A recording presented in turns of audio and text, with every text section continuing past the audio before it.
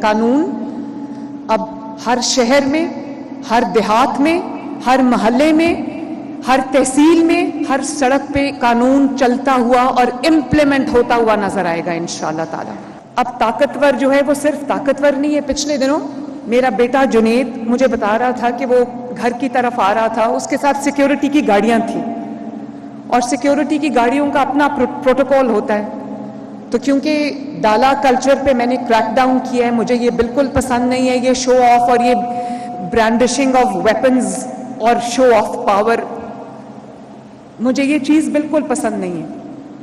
تو میں نے اس کے اوپر کریک ڈاؤن شروع کیا ہوا ہے۔ تو میرے بیٹے کی جو سیکیورٹی کی کار تھی، اس کو جو ہماری پیٹرولنگ کی گاڑی تھی اس نے پکڑ لیا۔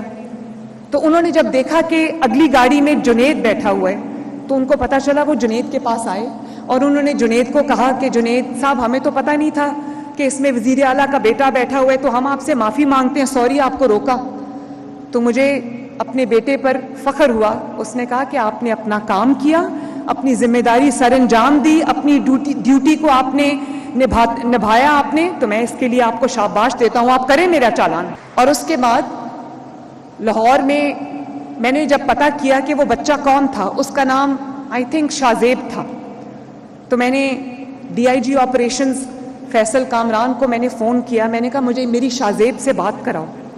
تو جب اس نے میری شازیب سے فون پہ بات کرائی جس نے جنید کا چالان کیا تھا،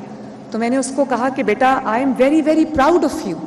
چاہے چیف منسٹر ہو یا چیف منسٹر کا بیٹا ہو یا کوئی بھی ہو، کوئی وزیر ہو، کوئی مشیر ہو، قانون سے کوئی بالا تر نہیں۔ تو میں یہ کہنا چاہتی ہوں کہ جو قانون ہے وہ صرف غریب کے لیے نہیں ہے، وہ طاقتور پہ بھی اتنی زور سے لاگو ہونا چاہیے جتنا کہ وہ ہمیں غریب کو غریب سمجھ کے پکڑ لیتے ہیں۔ اور پیرا کو میں یہ کہنا چاہتی ہوں کہ جو جتنا بڑا وائلیٹر ہوگا، پیرا کی گرفت اس پر اتنی ہی بڑی ہوگی انشاءاللہ۔ اور اب کمزور کو آپ نے طاقتور کی طرح، آپ نے کمزور کو جو ہے وہ پسنے نہیں دینا۔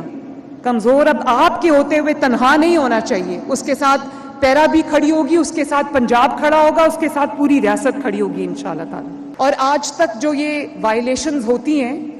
اور people get away with it, اس کی وجہ یہ ہے کہ طاقتوروں کو پتہ ہے کہ قانون جو ہے وہ غریب کے لیے،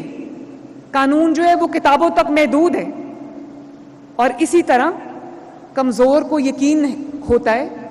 کہ انصاف اس کے لیے نہیں ہے، انصاف اس کے لیے صرف خواب رہے گا۔ انشاءاللہ تعالی اس فرسودہ سوچ کو بدلنے کا وقت آ گیا ہے، اور میری پیرا کے آفیسرز اور جوانوں کو یہ بہت میرا ایک عاجزانہ مشورہ بھی ہے کہ ہمیشہ ایمانداری سے اپنا کام کرنا۔ یہ جو ناجائز آمدنی ہوتی ہے، کرپشن کا پیسہ ہوتا ہے،